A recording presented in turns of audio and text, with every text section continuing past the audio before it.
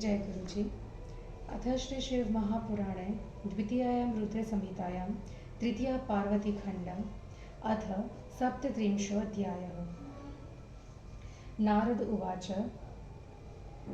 तात प्राज्ञवदेदानीं सप्तर्षिषु गतेषु च किं कार्षिद्धिमगिरिस्तान् मे कृत्वा कृपां प्रभो। ब्रह्मोवाच गतेषु तेषु मुनीषु सप्तस्वपि मुनीश्वर सारुन्धतीषु हिमवान् यदकार्षिद्ब्रवीमि ते तत आमन्त्र्य स्वभ्रातॄन् मेर्वादीनः ससूत्प्रियः महामनाः समुमुदे हिमवान् पर्वतेश्वरः तदाज्ञप्तस्ततः प्रीत्या हिमर्वाल्लग्नपत्रिकां लेखयामास सुप्रीत्या गर्गेण स्वपुरोधसा अथ प्रस्थापयामास तां शिवाय सपत्रिकां नानाविधास्तु सामग्र्या स्वजनैर्मुदितात्मभिः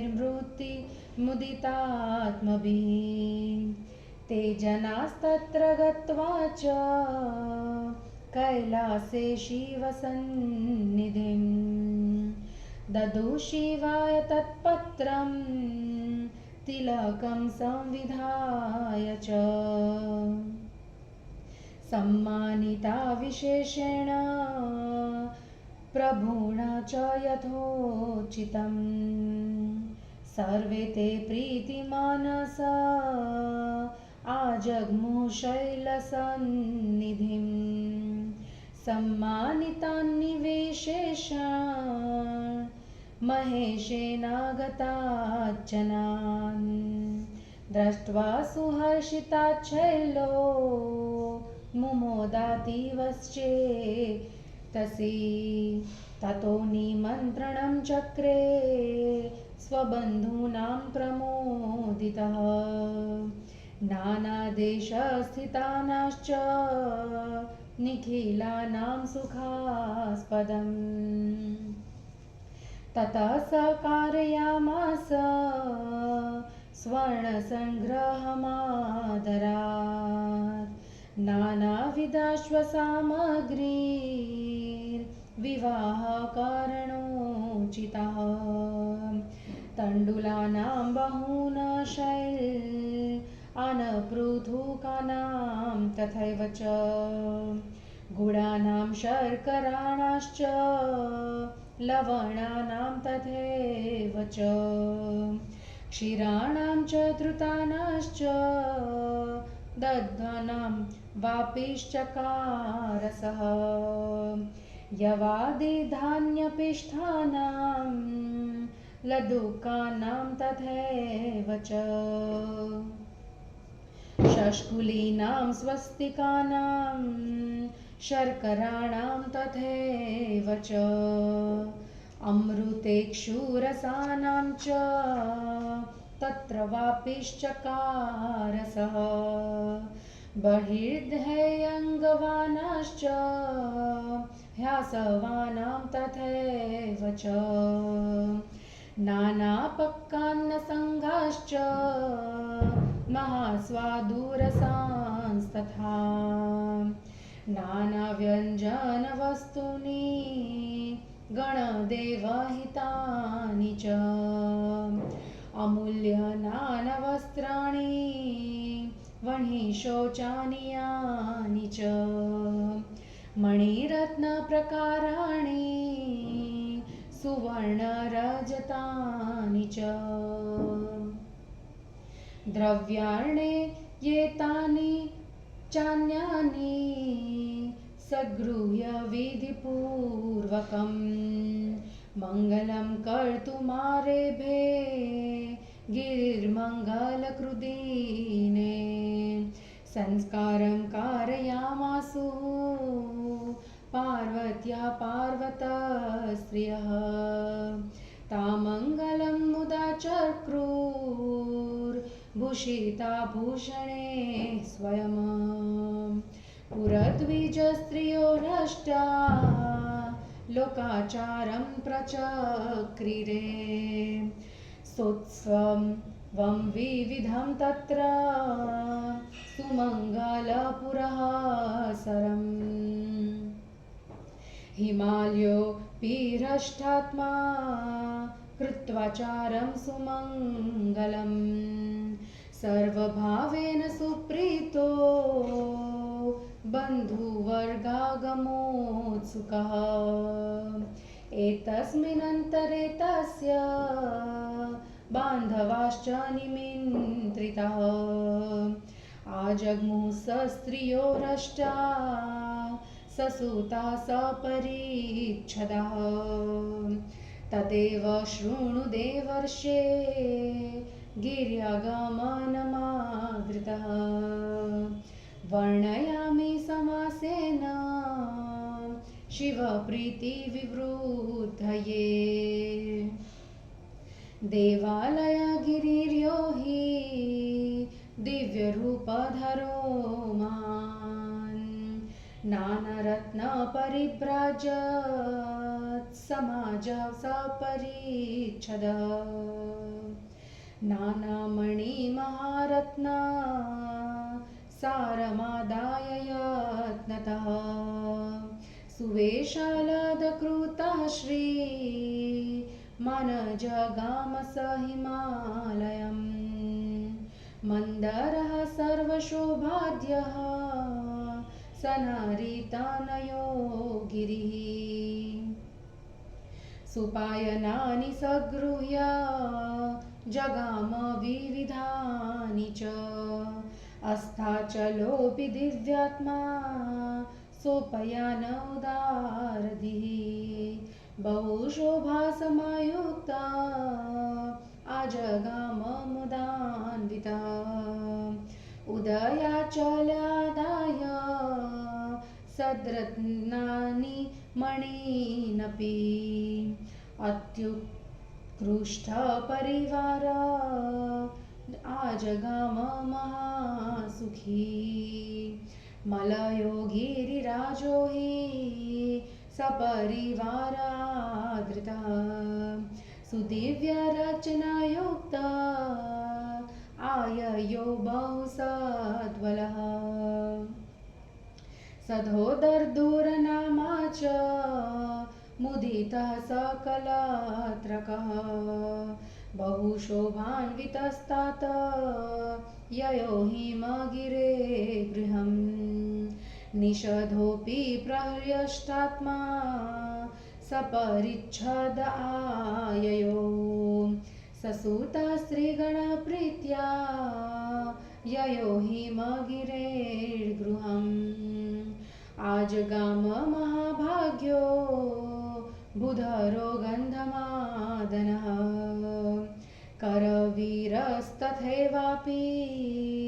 महाविभवसंयुतः महेन्द्रः पर्वतश्रेष्ठः आजगाम हिमालयम् सगणससुतस्त्रीको बहुशोभासमन्वितः पारियात्रो हि हृष्टात्मा मणिरत्नाकरैर्युतः सगणः सपरिवार आययो हिमधूभूधरम् क्रोच्चः पर्वतराजो हि महाबलपरिच्छदः आजगाम गिरिश्रेष्ठः समुपायन आदृतः पुरुषोत्तमशैलोऽपि सपरिच्छद आदृतः महोपायनमादाय जगाम हिमभूधरम् नीलः सलीलः ससुता सस्त्रीको द्रव्यसंयुतः आजगाम हिमागस्य गृहं संयुतः त्रिकूटश्चित्रकूटोऽपि वेकटः श्रीगिरिस्तथा गोकामुखो नारदश्च हिमगेहामुपागमत विन्ध्यश्च पर्वतश्रेष्ठो नानासम्पस्तमन्वितः आजगाम प्रहृष्टात्मा सदारतनयः शुभः कालञ्जरो महाशैलो बहुहर्षसमन्वितः बहुभिः स्वगणैः प्रीत्या जगाम हिममुद्भूधरम् कैलासस्तु महाशैलो महाहर्षसमन्वितः आजगाम कृपां कृत्वा सर्वोपरि लसत्प्रभुः अन्येऽपि भूभृतो ये हि द्वीपेष्वन्येष्वपि द्विज इहापि ये चला सर्वे आययुस्ते हिमालयम् निमन्त्रिता नगास्तत्र तेन पूर्वमुदा मुने आययुर्निखिलः प्रीत्या विवाह शिवयोरिति तदा सर्वे समायातः शोणभद्रादयः खलु बहुशोभा महाप्रीत्या विवाह शिवयोरिति नदः सर्वाः समायाता नानालङ्कारसंयुताः दिव्यरूपधरा प्रीत्या विवाह शिवयोरिति गोदावरी च यमुना ब्रह्मस्तिर्वेणिका तथा आययो हिमशैलं वे विवाह शिवयोरिति गङ्गास्तु सुमहाप्रीत्या नानालङ्कारसंयुता दिव्यरूपा ययो प्रीत्या विवाह शिवयोरिति नर्मदा तु महामोदा रुद्रकन्या सरीद्वरा महाप्रीत्या जगामाशु विवाह शिवयोरिति आगतैस्तैस्ततः सर्वे सर्वतो हिमभूधरम् सत्कुलासी पुरा पुरी दिव्या सर्वशोभासमन्विता महोत्सवा लसत्कृतुत्वा जातो रणकादिका वितानविनिवृत्तार्का तथा नानालसत्प्रभा हिमालयोऽपि सुप्रीत्या दरेण विविधेन च तेषां चकार सम्मानं तासां चैव यथा यथं सर्वान् निवासयामास सुस्थानेषु पृथक् पृथक् सामग्रीभिरनेकाभिः अस्तोषयामास कृतस्नशः। इति श्री शिवमहापुराणे द्वितीयायां रुद्रसंहितायां तृतीयपार्वतीखण्डे लग्नपत्र संप्रेषण सामग्री संग्रह शैलागमनवर्णनं नाम 37वां अध्यायः। हिंदी अनुवाद। नारद जी ने कहा, हे तात, हे प्राज्ञ, उन 7 मुनियों के चले जाने पर हिमालय ने क्या किया, कृपया करके कहिए। ब्रह्मा जी ने कहा, हे मुनिवर, अरुंधति सहित उन सप्तर्षियों के चले जाने पर हिमालय ने जो किया वह मैं तुमसे कह रहा हूँ। उसके बाद पुत्रों सहित मेरु आदि अपने भाइयों को आमंत्रित कर वह पर्वतराज हिमालय प्रसन्न हुआ। उसने प्रसन्न होकर अपने पुरोहित गर्गाचार्य से लग्न पत्री लिखवाकर शिव जी के पास उसे भिजवा दिया और प्रसन्न चित्त होकर अनेक प्रकार के फल, पकवान तथा मिठाइयाँ भी भिजवाई तथा उन लोगों ने कैलाश में शिव जी के पास जाकर फल आदि सहित वह लग्न पत्रिका दी और शिव जी को तिलक किया। शिव जी ने भी उन सबका यथोचित सम्मान किया। उसके बाद वे हिमालय के पास लौट आए। अपने लोगों का शिव जी ने विशेष प्रकार से सम्मान किया। यह जानकर हिमालय मन में प्रसन्न हुआ। तब उसने प्रसन्न होकर अनेक देशों में स्थित अपने बंधुजनों को सुखद निमंत्रण भेजा। तब उसने आदर से विवाहोचित अनेक प्रकार की खाद्य सामग्री का संग्रह कराया। चावल तथा चूड़ों के पहाड़ लगा दिए। उसी प्रकार गुड़, चीनी, नमक के ढेर लगा दिए। दूध, दही तथा घी की बावड़ियां बना डाली। जौ, गेहूं के आटे का संग्रह करा दिया। लड्डुओं, पूरियों, स्वस्तिकों मतलब पीठी के पदार्थों, चीनी के ढेर लगा दिए। अमृत तथा ईख के रसों से बावड़ियां भर गई। मक्खन, आसव तथा अनेक प्रकार के पकवान तथा स्वादयुक्त रसों के ढेर लग गए थे। अनेक प्रकार के व्यंजन जो देवताओं तथा शिवजी के गणों के लिए बनाए गए थे। बहुमूल्य अनेक प्रकार के शुद्ध वस्त्र, अनेक प्रकार में मणि, रत्न, सोने, चांदी से बने हुए आभूषण तथा पात्रों को विधि पूर्वक संग्रह करके शुभ मुहूर्त में हिमालय ने मंगलाचार आरंभ कर दिया और पर्वत की स्त्रियां पार्वती का श्रृंगार करने लगी।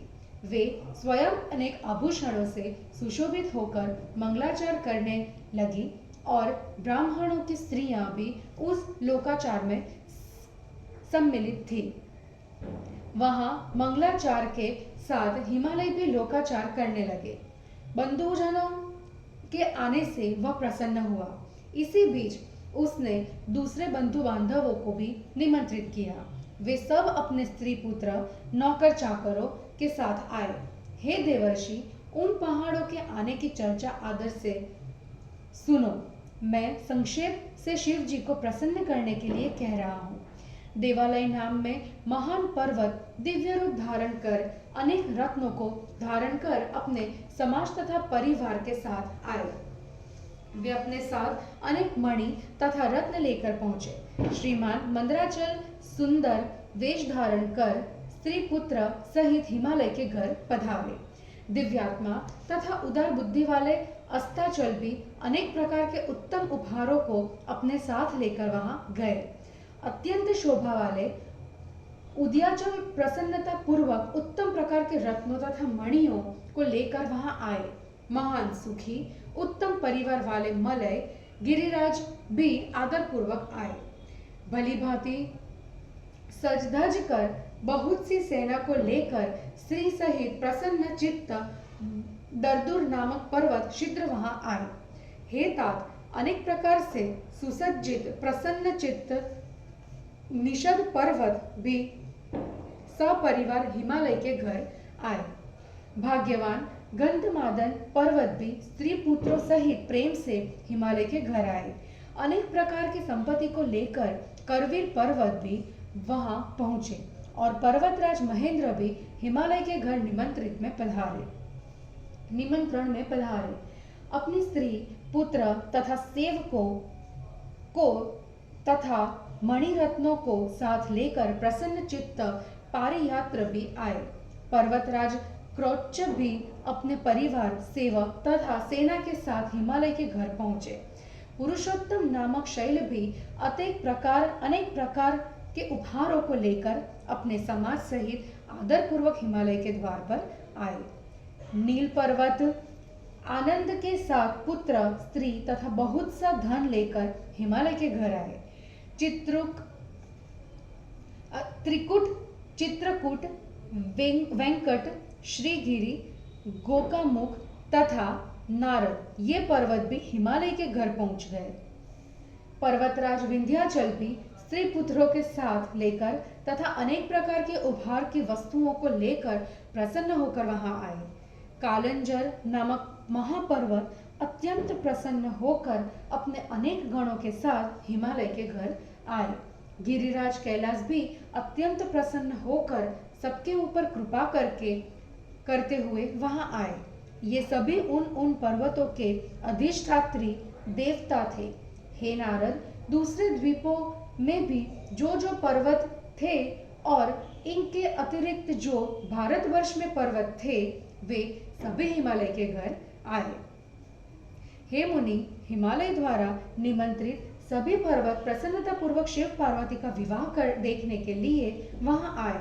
उस समय सोनभद्र आदि सभी महानदियां प्रेम से शिव शिवा के विवाह में आई और भी सभी नदियां दिव्य रूप तथा अनेक आभूषणों को धारण कर शिव शिवा का विवाह देखने के लिए वहां आई। गोदावरी, यमुना, ब्रह्मपुत्र, त्रिवेणी ये सभी शिव शिवा का विवाह देखने के लिए हिमालय के घर आई। अनेक अलंकारों से अलंकृत गंगा नदी अत्यंत प्रेम से उत्तम रूप धारण कर शिव शिवा का विवाह देखने के लिए वहां आई। नर्मदा, महामोदा, रुद्रकन्या, सरिद्वारा ये सभी अलंकारों को धारण कर बड़े प्रेम से शीघ्र शिवा के विवाह में आई। चारों ओर से इन निमंत्रित लोगों के आ जाने से सब प्रकार से सुशोभित हिमपुरी भर गई। चारों ओर से उत्साह युक्त वह नगरी, जिसमें ध्वजा तोरण लगे हैं, तंबुओं के लग जाने से, सूर्य के प्रभाव के हट जाने से जिसकी शोभा बढ़ी गई है। हिमालय ने भी घर में आए हुए उन आमंत्रित अतिथियों का आदर पूर्वक यथोचित सम्मान किया। उन सबके निवास की अलग अलग व्यवस्था की तथा अनेक प्रकार की आवश्यक वस्तुओं को उपलब्ध कराकर उन्हें पूर्ण रूप से संतुष्ट किया। और इस प्रकार शिव महापुराण में लग्न पत्र संप्रेषण सामग्री संग्रह शैलागमन वर्णन नामक 37वां अध्याय समाप्त हुआ। जय गुरु जी।